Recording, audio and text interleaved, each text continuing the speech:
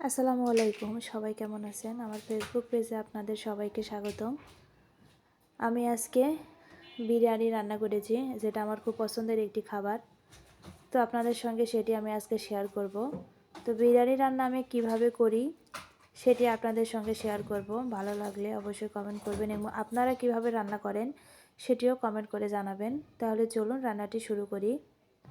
তো দেখতে পাচ্ছেন আমি মাংসগুলো কেটে কুটে আগে ধুয়ে রেখেছি এবং চালও আমি ধুয়ে নিয়েছি। এখানে আমি পেঁয়াজ কুচি, মরিচ নিয়েছি, সব কিছু আমি এখানে রেডি করে নিয়েছি। তারপরে চুলাতে আমি একটি পাতিল বসিয়ে দিয়েছি। সেটা যখন একটু গরম হয়ে যাবে এখানে আমি তেল ঢেলে দিব। তেলটা যখন গরম হয়ে আসবে এখানে আমি পেঁয়াজ কুচি দিয়ে দিব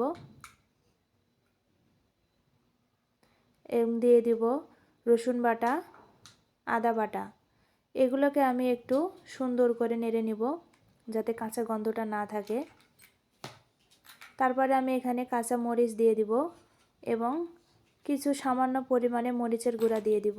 আমি যেহেতু এখানে কাঁচা মরিচটা ব্যবহার করছি এজন্য গুঁড়া মরিচটা এখানে বেশি দিলাম না। তো মশলাটা আমি কষিয়ে নিব। এরপরে আমি দিয়ে দিলাম বিরিয়ানির মশলা। তারপরে আমি দিয়ে দিব পরিমাণ মতো লবণ। এখানে সামান্য একটু পানি অ্যাড করে দিব। ভালোভাবে মশলাটা আমি কষিয়ে নিব। মশলাটা আমার কষিয়ে নেওয়া হয়ে গেছে।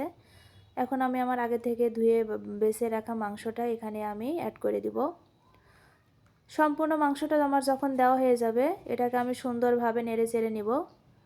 আপনারা দেখতে পাচ্ছেন কি সুন্দর একটা কালার এসেছে, গন্ধটাও কিন্তু দারুণ ছেড়েছিল। তা আমি এখানে সম্পূর্ণ একসঙ্গে মিক্সড করে নেব একটি ছুরির সাহায্যে। তারপরে একটি ঢাকনা দিয়ে ঢেকে দিব। অন্য সাইডে অন্য চুলাতে আমি একটি প্যান বসিয়ে দিয়েছি, সেখানে আমি পেঁয়াজ কুচি দিয়েছি। আমার আগে থেকে ধুয়ে রাখা চালগুলো এখানে আমি ভেজে নিব। চালটা কিন্তু খুব ভালোভাবে ভাজতে হবে, একদম ঝরঝরা করে ভাজবেন, তাহলে কিন্তু পোলাও বলেন বা বিরিয়ানি বলেন খেতে কিন্তু অনেক স্বাদ হবে এবং আপনার পোলাও বা বিরিয়ানিটা অনেক ঝরঝরে হয়। তো এইদিকে আমি আবার চুলায় চলে আসলাম, মাংসটা নেড়ে দিব। তো মাংসটা একটু নাড়াচাড়া দেওয়ার পরে আমি যে চালটা ভেজে নিয়েছিলাম সেই চালটা এখন এখানে আমি অ্যাড করে দিব। তো চালটা আমি এখানে ঢেলে দিলাম। এগুলো ঢেলে দেওয়ার পরে আমি সুন্দর করে আবার এগুলোকে নেড়ে দিব। বিরিয়ানি কার কার পছন্দ, কে কে পছন্দ করেন আপনারা জানাবেন। তো এখানে সুন্দরভাবে দেখতে পাচ্ছেন আমার মিক্সড করা হয়ে গেছে। একটু নেড়ে চেড়ে নেওয়ার পরে আমি এখানে পরিমাণ মতো পানি অ্যাড করে দিব। এখানে আমি 1.5 কাপ চাল নিয়েছিলাম, 1 কাপের পরিবর্তে যেহেতু 2 কাপ পানি দিতে হয় তাই আমি এখানে 3 কাপের মতো পানি দিয়ে দিলাম। যদি আপনি পানির পরিমাণটা ঠিক রাখতে পারেন তাহলে আপনার বিরিয়ানি বলেন বা পোলাও বলেন তাহলে কিন্তু সেটা ঝরঝরে হবে এবং খেতেও দারুণ মজা হবে। তো এখানে আমি এগুলোকে সুন্দরভাবে নেড়ে চেড়ে নিচ্ছিলাম। কিছুক্ষণ পর পর আমি কিন্তু এখানে ঢাকনা দিয়ে ঢেকে রেখেছিলাম। তো আবার একটু পরে আমি ফিরে আসলাম। এগুলোকে আমি আবার সুন্দর করে আমি নেড়ে চেড়ে নেব।